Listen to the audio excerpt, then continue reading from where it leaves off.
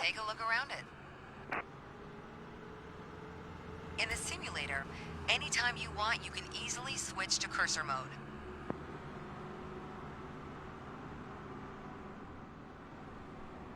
The cursor is handy for interacting with menus and cockpit controls or instruments.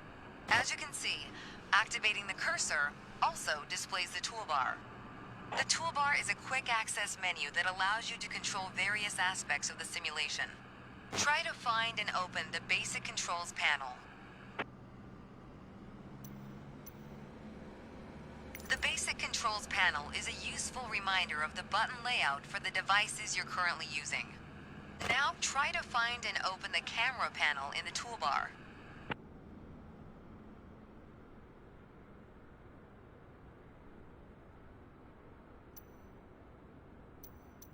The camera panel allows you to access the various views and camera modes of the simulation. Go ahead and close all the panels for now.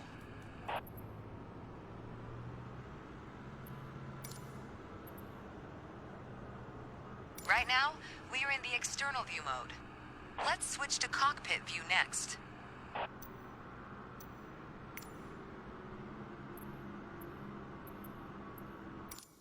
In front of you is the yoke, the primary means of controlling the aircraft.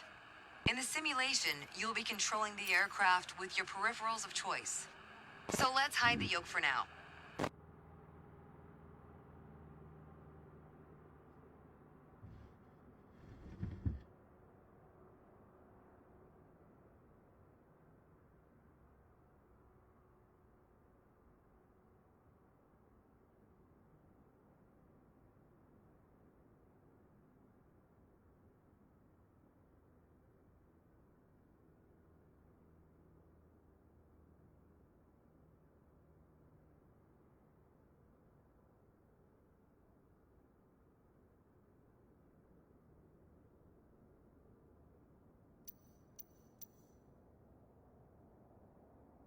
Some instruments allow multiple interactions. For example, rotating a dial clockwise or counterclockwise.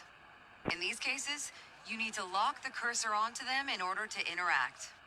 For example, take a look at the clock in the middle of the dashboard. Go ahead and lock the cursor on it. Now change the clock time. You can unlock the cursor once you're ready.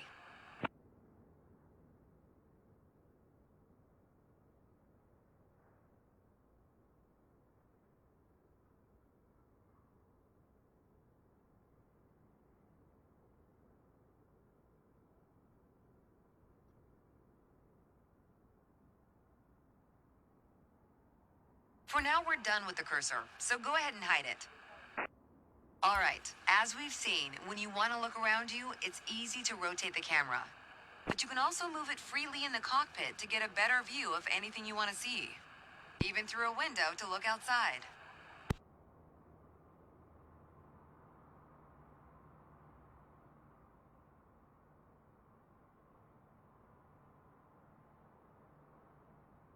Pro tip, once you find a camera position you like, you can save a shortcut to easily get back to that view anytime.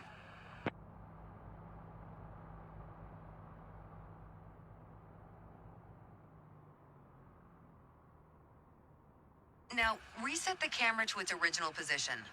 Then try switching to your custom one again.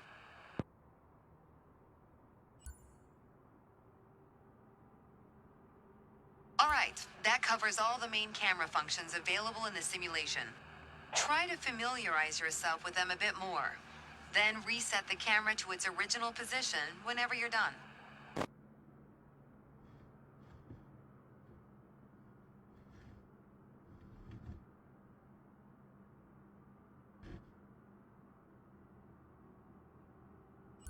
Great.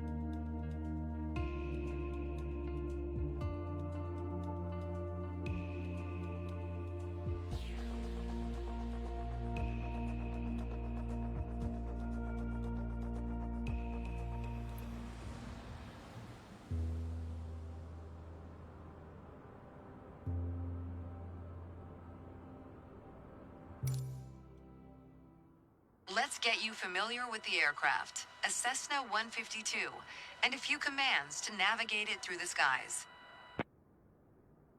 In front of you is the yoke. The yoke is like a steering wheel, more or less. Turn it left or right to control the ailerons and bank the aircraft into turns. Look at the trailing edge of the wings while turning the yoke to see the effect on the ailerons.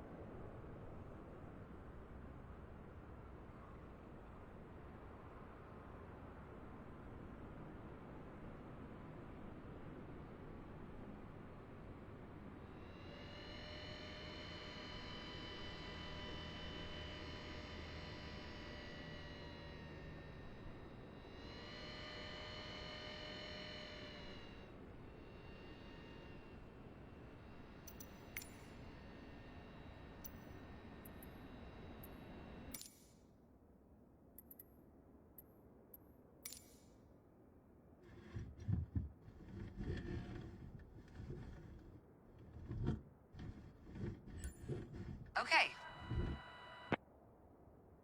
Now, the difference between the yoke and a steering wheel is you can pull or push on the yoke. This controls the elevator at the back of the aircraft to make it climb or descend. Look at the horizontal stabilizer while you pull on the yoke. You can see how it affects the elevator.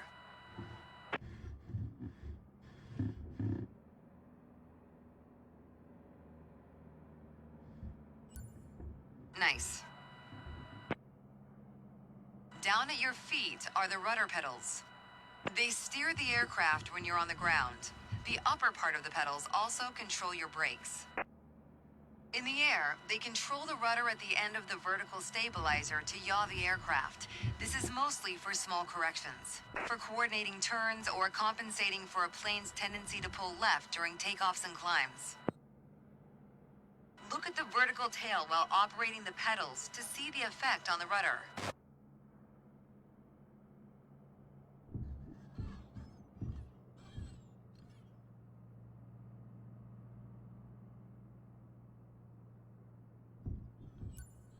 Great.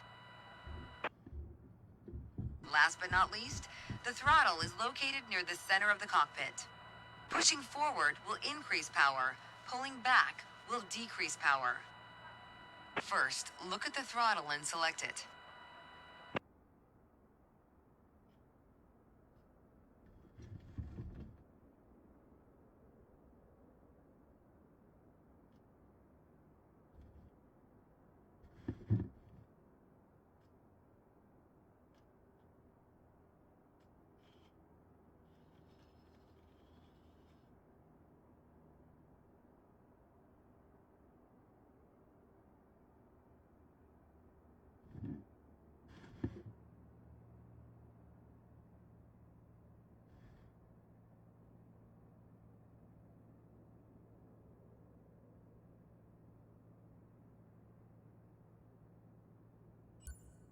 Keep it selected and push it forward to increase power.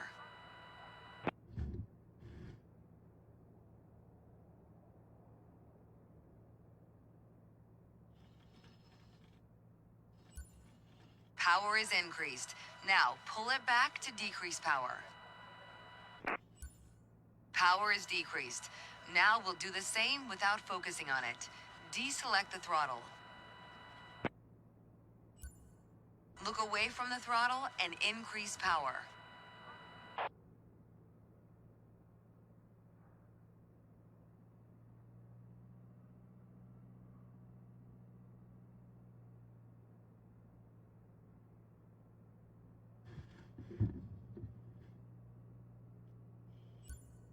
Set your throttle to idle.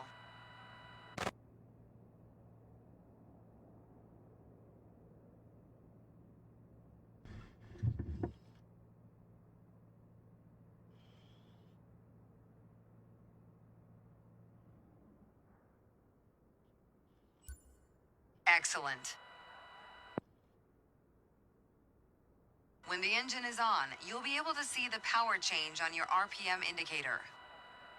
You'll find it on the right side of the dashboard.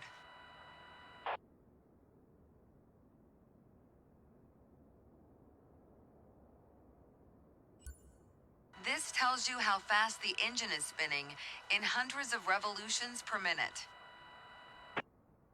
Next, take a look at your current speed on the airspeed indicator. It's on the left in the main instrument panel. It measures the speed in knots. To check your altitude, look to the altimeter. It's on the right side of the main instrument panel. The altimeter has 3 hands, similar to a clock. The long, thick pointer indicates 100-foot intervals. The short, thick one is 1,000-foot intervals, and the long, thin one, 10,000-foot intervals. That's all for today. Next time, we'll see how it feels in the air.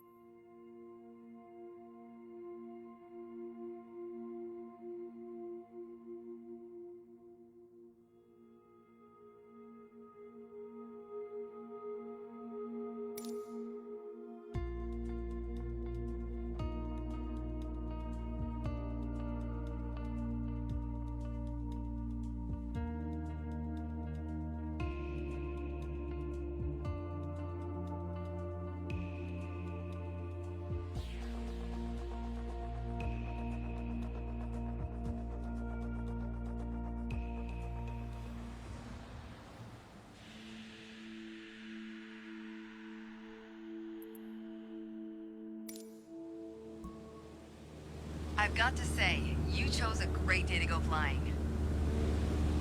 This session, we'll get started with some basic controls. Sound good? First things first, let's get familiar with your surroundings. Out your side windows, you can see we have great visibility over Sedona today.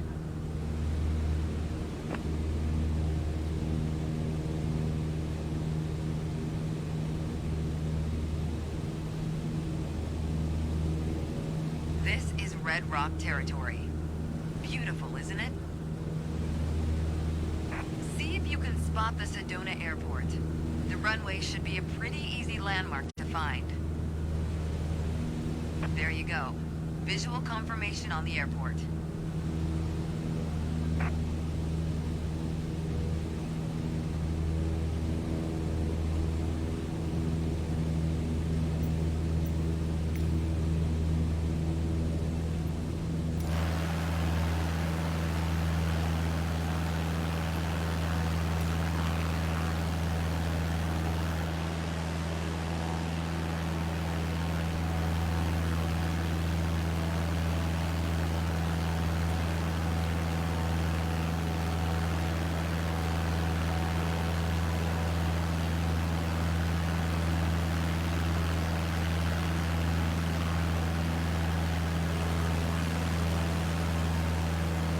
We already talked about basic controls while we were on the ground. Time to see how it all feels in the air. The aircraft is currently set to a cruise attitude, the position it should be in for regular flight.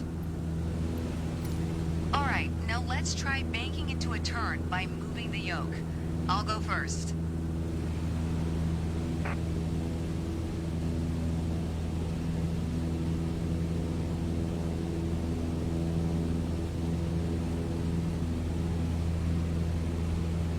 As a general rule, you always want to keep your turns under 30 degrees.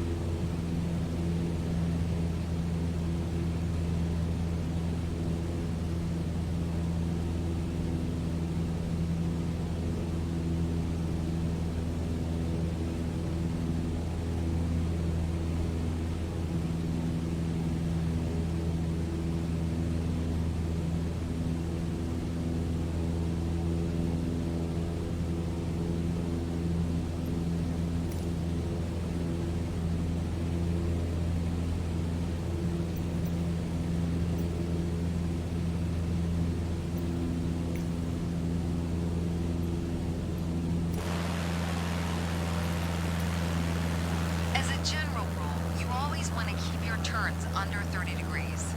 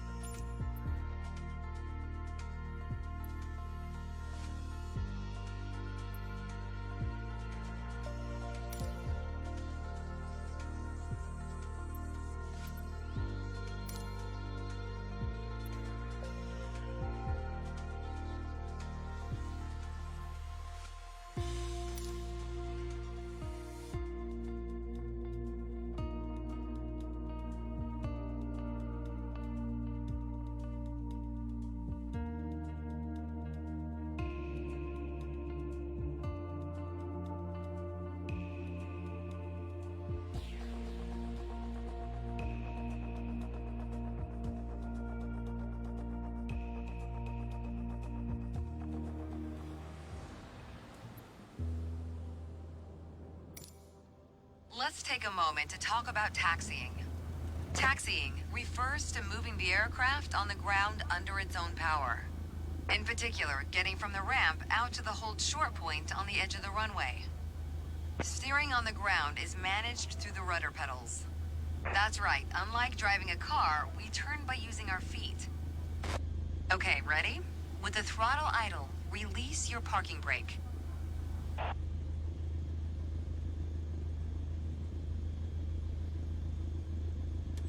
Okay. Now, gently increase throttle to get the aircraft moving.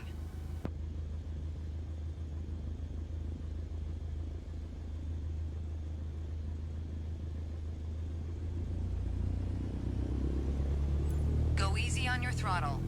Use your rudder pedal to turn left and enter the taxiway. As you increase power, watch the tachometer and make sure to stay around 1,000 RPM.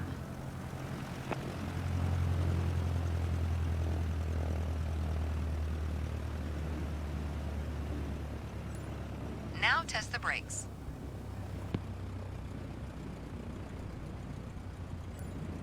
Good. Brakes checked. Taxi to the next exit, then come to a stop. Remember to control your speed with throttle and brakes. See the crossing in front of us? Stop before it as if traffic was coming off the runway. Watch your speed.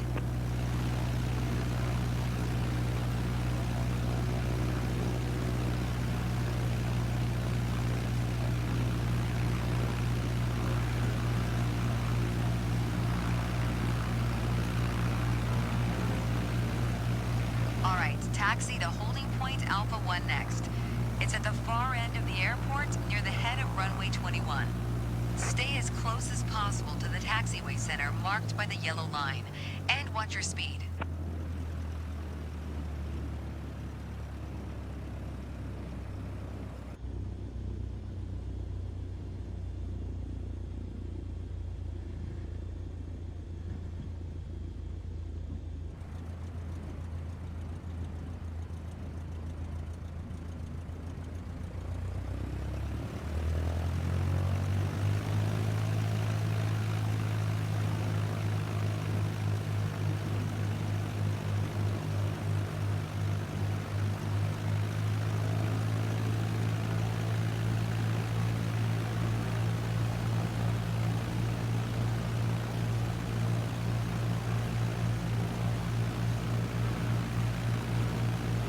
Watch your speed. After the right turn, come to a stop before the hold short point and prep for takeoff. Watch your speed. Unfortunately, one of your wheels crossed out of the taxiway. Alright, taxi to holding point Alpha 1 next. It's at the far end of the airport near the head of runway 21. Stay as close as possible to the taxiway center marked by the yellow line, and watch your speed.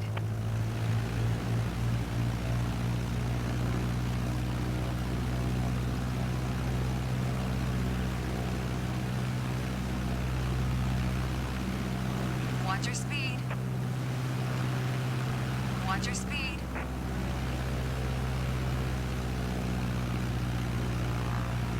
Watch your speed.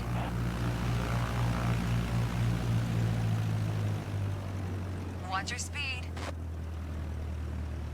After the right turn, come to a stop before the hold short point and prep for takeoff. Watch your speed.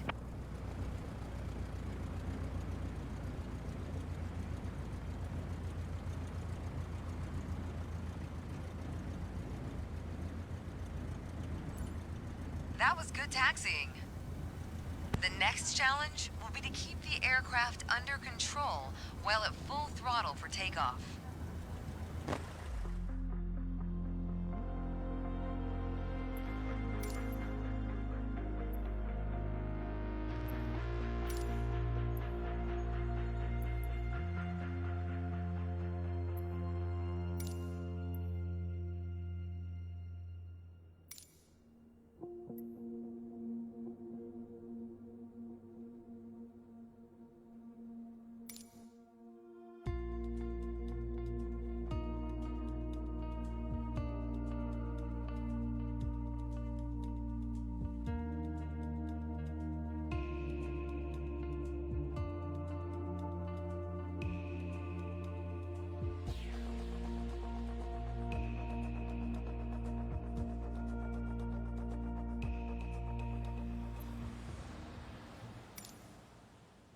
There's an old saying I like.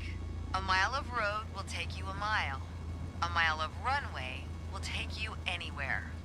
Taking off isn't hard, but there are a few key points to remember. First, we always take off into the wind, which won't be an issue on a calm day like today. Second, before we enter a runway, we always make sure it's clear. Check to the right to see if a vehicle is on the runway, and to the left to make sure no other planes are approaching. Everything looks good, no cross traffic. Go ahead and taxi into position. Now slowly taxi onto the runway and align the plane with the center line. Then stop your plane just after the number 21.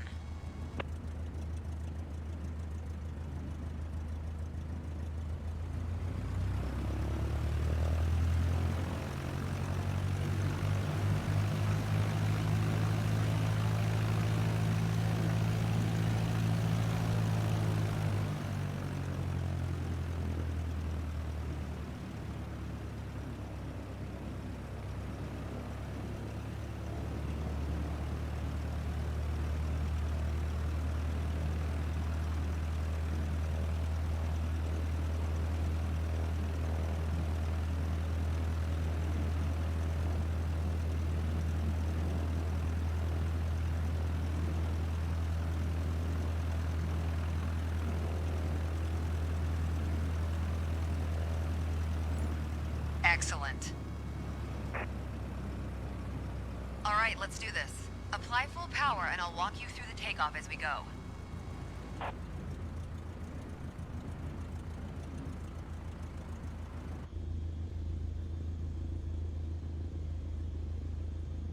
Go full throttle.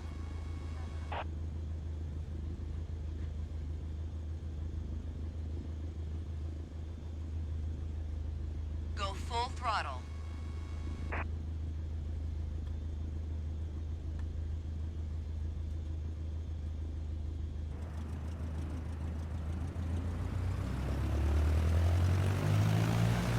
Use your rudders to stay on the center line and keep pushing power until you reach 55 knots.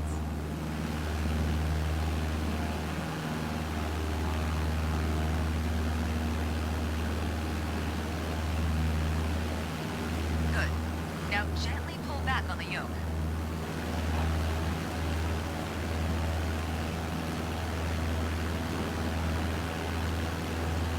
And we're airborne.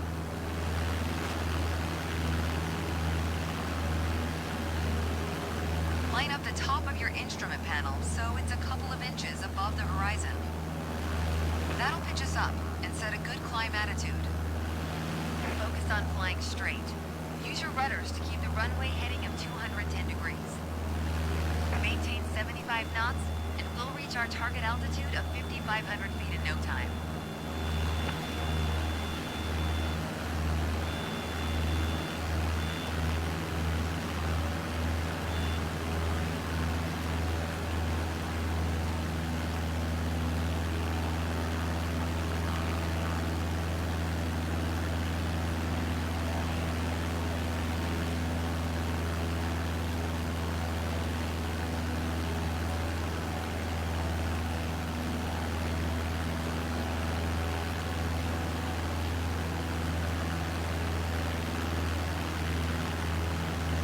Maintain 75 knots and climb to 5,500 feet.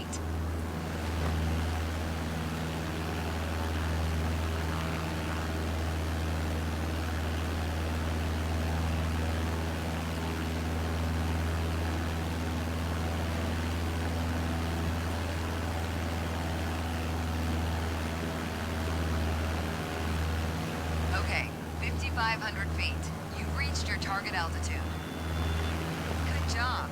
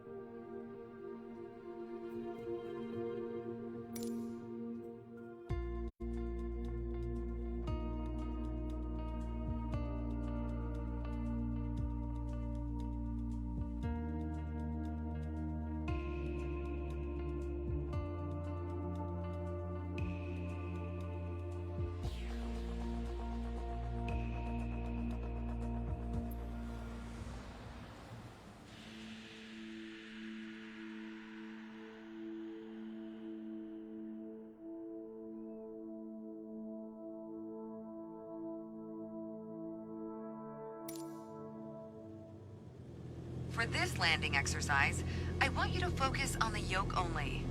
We're close enough to the runway to land safely without adding any throttle. Maintain a speed of around 65 knots. Pitch down if you're going too slow. Pitch up if you're too fast.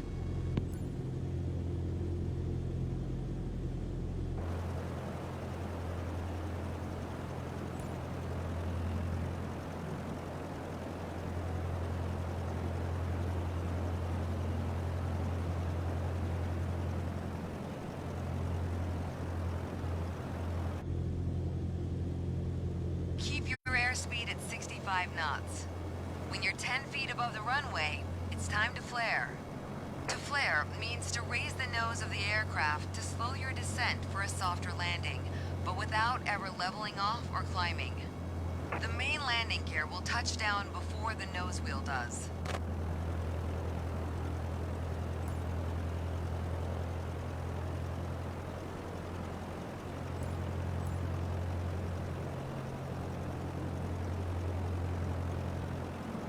We're coming up on flare height. Resist the temptation to pull back.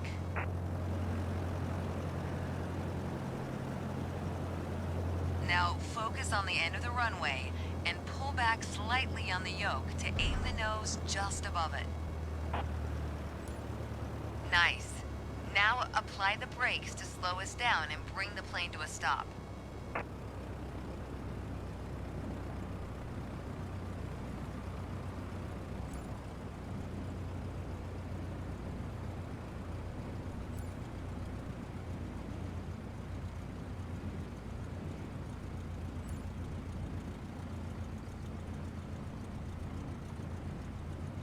Well done, but there's room for improvement. Keep in mind that approaching the runway at the right speed is key to a good landing.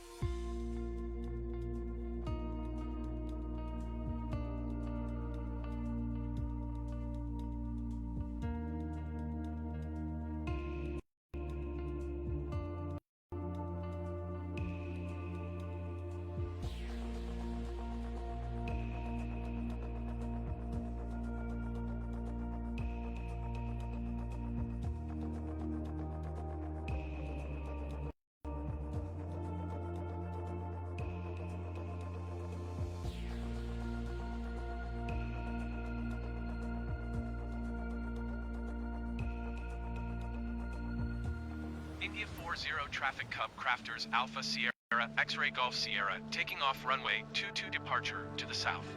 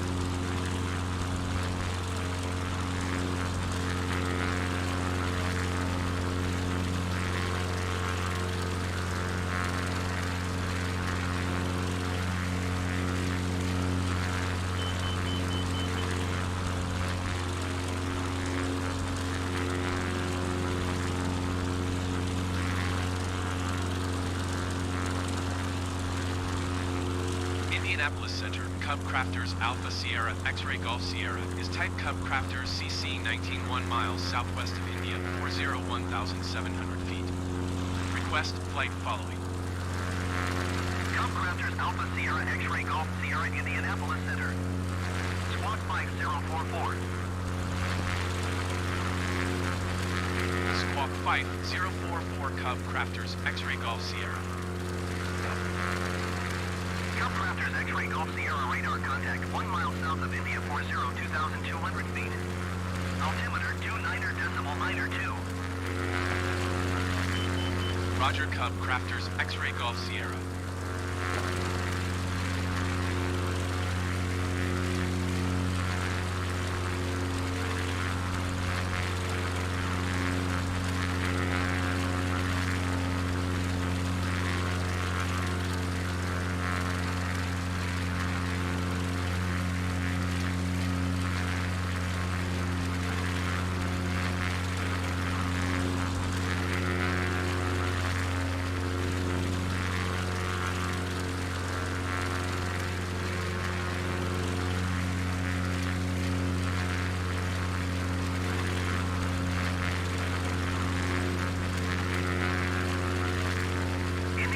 Center, Brickyard 479er tree, flight level tree 40. Brickyard 479er tree, Indianapolis Center, continue to empty as planned.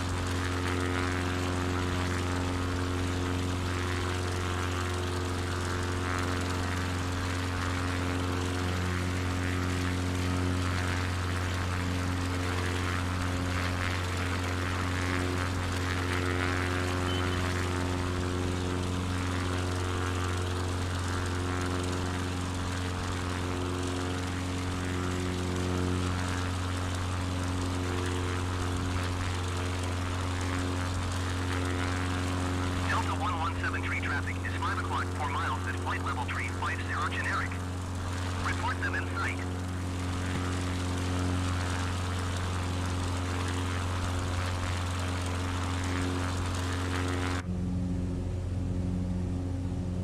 Delta 117 tree have the generic in sight.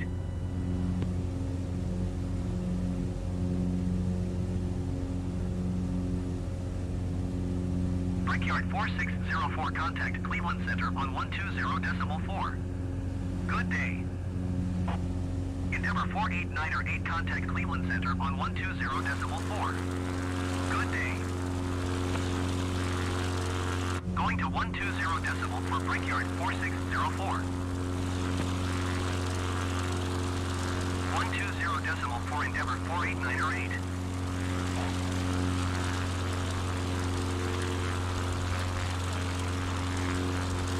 Indianapolis Center, Jazz 8905 for flight level 370.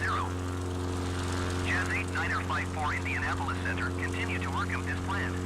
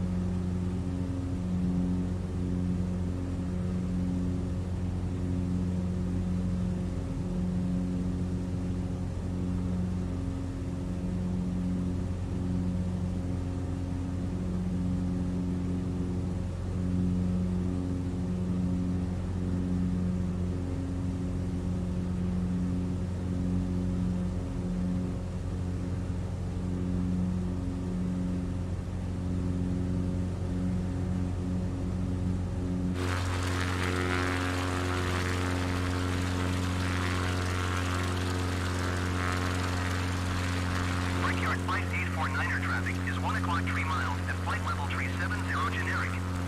Report them in sight. Jazz 8954 traffic is 1 o'clock 2 miles at flight level 330 generic. Report them in sight. Brickyard 5849er contact Cleveland Center on 120.4. Good day. Jazz 8905 for traffic in sight. Going to 120 decimal for Brickyard 5849.